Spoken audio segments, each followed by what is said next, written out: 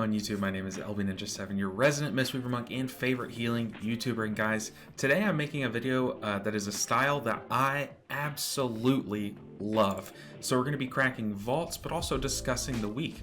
So the affixes, what are my plans for the week, how to deal with the affixes, how each healer can deal with these affixes. So hopefully you guys enjoy this video. Hopefully we get some good stuff from our vault. Now we do have 5 characters, I believe, that we're going to be cracking the vault on. So I'll try to edit out the downtime like this, the loading screens. But for now, I think almost... Well, let's see, my Evoker and my Monk have the Rashox trinket, so the rest of my tunes, I'm going for that trinket, or, you know, other good weapons, trinkets, things like that. But let me go ahead and start off this video by saying happy Tuesday to those on NA servers, and happy Wednesday to those on the EU servers. I don't know why they still have this split, but hopefully you guys all get good stuff from your vault. Make sure and showcase that down below. But I'll also have a Discord that is linked in the description, and I have a trophy room there that you guys can showcase any great, insane pools.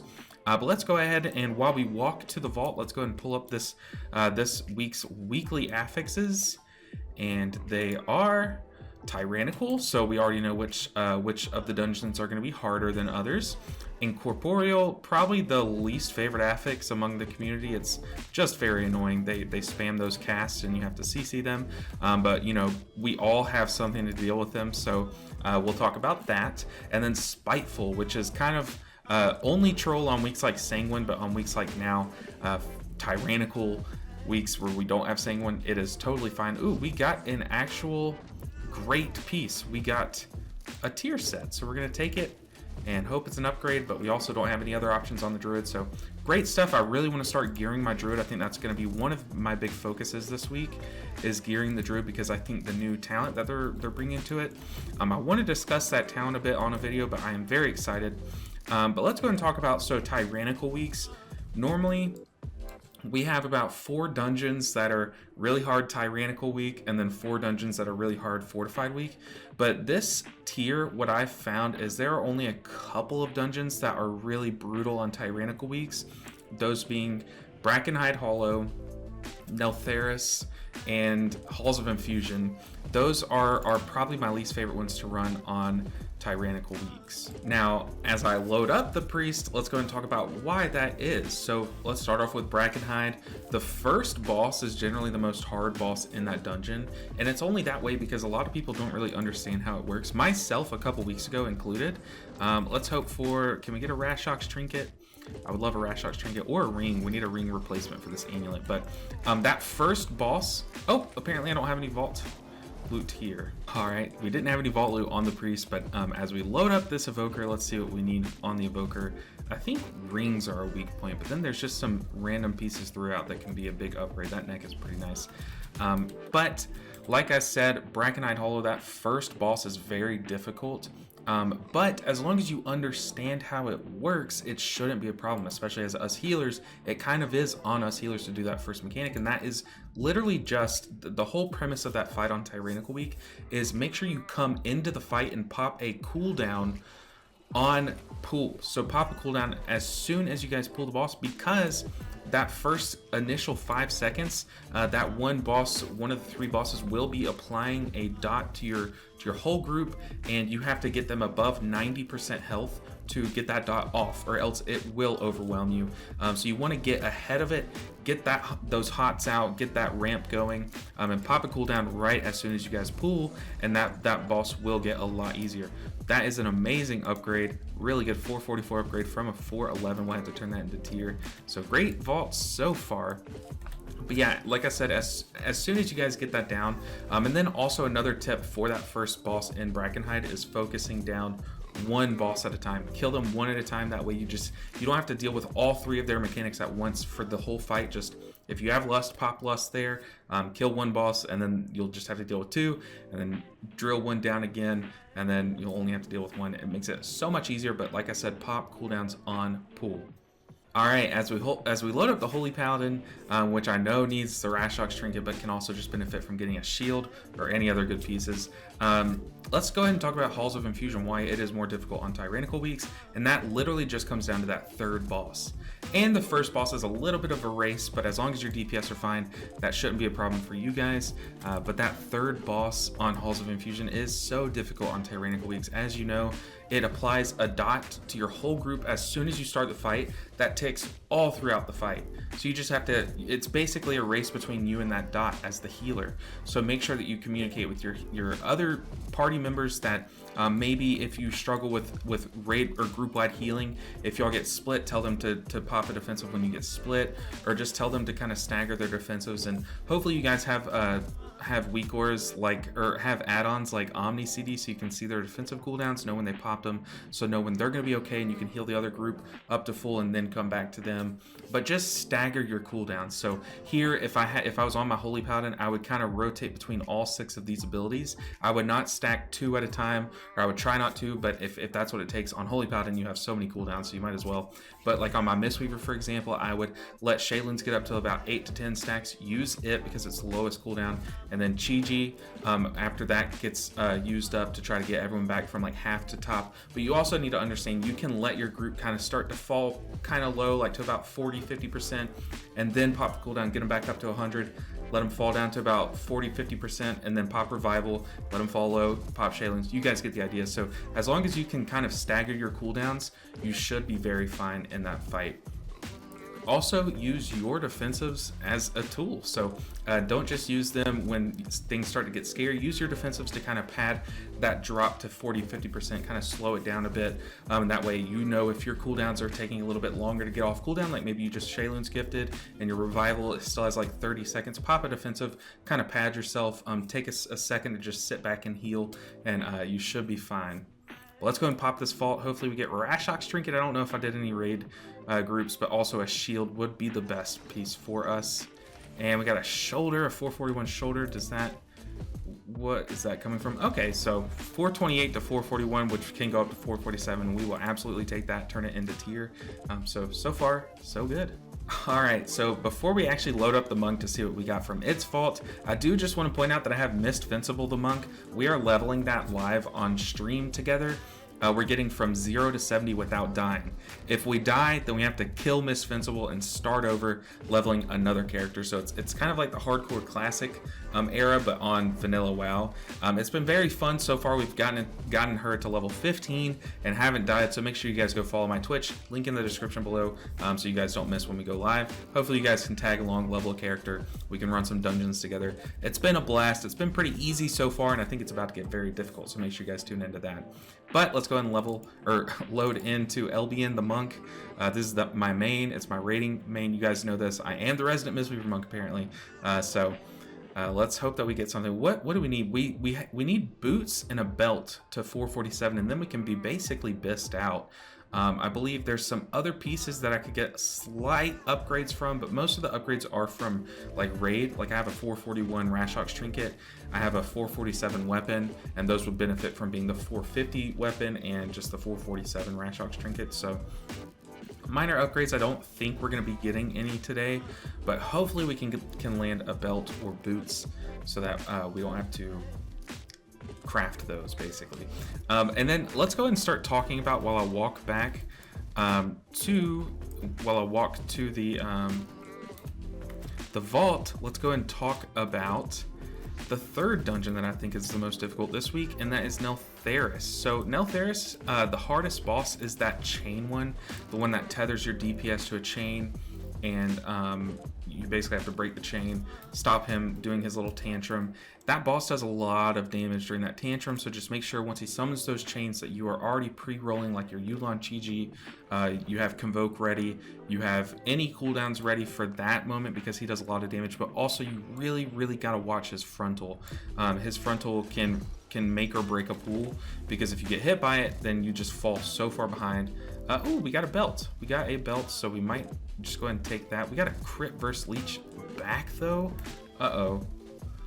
Yeah, we're gonna go ahead and sim that. Let's go ahead and sim it live. I think simming for healers is a bit weird. But let's go ahead and do it. So we come over to questionablyepic.com/live, and let's come over here to our simulation craft add-on. We copy that string of text, and then we load this up. We can paste it in our SimC little button here, submit it, and then let's look at our top gear. So it will go ahead and compare our vault sets to what we're currently wearing, which was our current vest and slot. And let's go ahead and see what is the base upgrade. It will actually be that leech cloak. Okay, so I love taking leech personally. It makes me tankier. So let's go ahead and take that leech cloak. Very nice stuff. Huge. So far, good vaults. I did not expect to get a bonus or an upgrade from the vault on the Mistweaver, but huge stuff. But let's go and talk about the affixes. So we've talked about some of the dungeons that will give us a little bit more trouble, but as long as you guys know how to deal with those bosses and are well prepared, then you should be fine versus those bosses. Like I said, my weekly plan this week is to go ahead and just keep catching up on IO. You guys know that I took a big break on pushing IO at the beginning of this season, so we're just now playing catch up. So just getting some of these Tyrranical keys pushed up that are from literal week 1 of Dragonflight. So that's the plan.